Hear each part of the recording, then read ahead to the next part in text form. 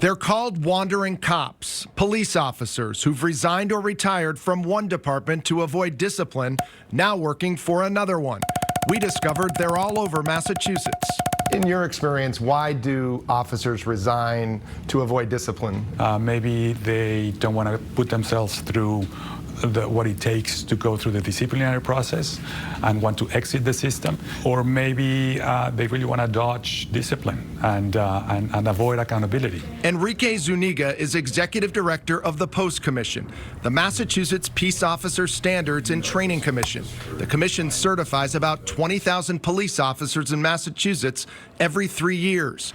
It also decertifies officers, banning them from policing. Do you think there are officers in Massachusetts working and certified that shouldn't be? That's what we try to figure out. We are going through the Post Commission's disciplinary list. Five Investigates teamed up with Northeastern University's School of Journalism to analyze data from the Post Commission.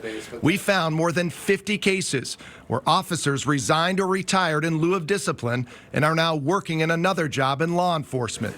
We shared our findings with retired Boston Police Lieutenant and criminologist Tom Nolan. Are these departments taking a risk hiring these officers? Potentially. For sure. Take former Brewster police officer Troy Henderson, who's now a sergeant in Truro. Records reveal that in January 2021, police on Cape Cod recognized him entering a house in Yarmouth they had under surveillance for a drug investigation. When they talked with a woman who lives there, she told them Henderson was not there for drugs, but was a client of hers.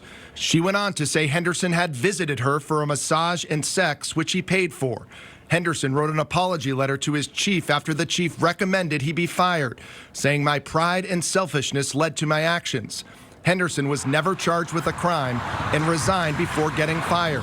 Months later, he found a new job at the Truro Police Department, where he currently serves as a sergeant and field training officer. A risky hire? I'd say a risky hire. I mean, that's someone who violated the criminal laws of the Commonwealth, even though he wasn't charged criminally. Certainly shows a lack of judgment. Patrick Stewart is another officer accused of violating the law. He moved from Scituate Police to Weymouth Police. Stewart first made the news back in 2017. After the ceremony, the new recruits celebrated at a reception at this Plymouth hotel. Records show after graduation day from the academy, Stewart took part in a number of celebrations. He crashed his truck after leaving the Waterfront Bar and Grill in Plymouth and was arrested for operating under the influence. Stewart resigned to avoid discipline, and the case was continued without a finding and then dismissed, a common disposition for first-time offenders. He's now working for Weymouth Police. Some agencies may not be as diligent as we would like them to be when hiring a new officer, or when an officer failing to disclose something that happened in the prior agency to the prospective agency. Because of that, the Post Commission introduced a new restricted status last year for any officer that leaves a department for any reason. And we want to make sure that all the information surrounding those cases are shared with the prospective agency. We reached out repeatedly to the officers named in this report and the chiefs of their new departments. We either didn't hear back or they declined to comment. Since moving to Truro Police, Sergeant Henderson has been the subject of 2 additional internal affairs investigations. Allegations of both unprofessional conduct and neglect of duty were upheld.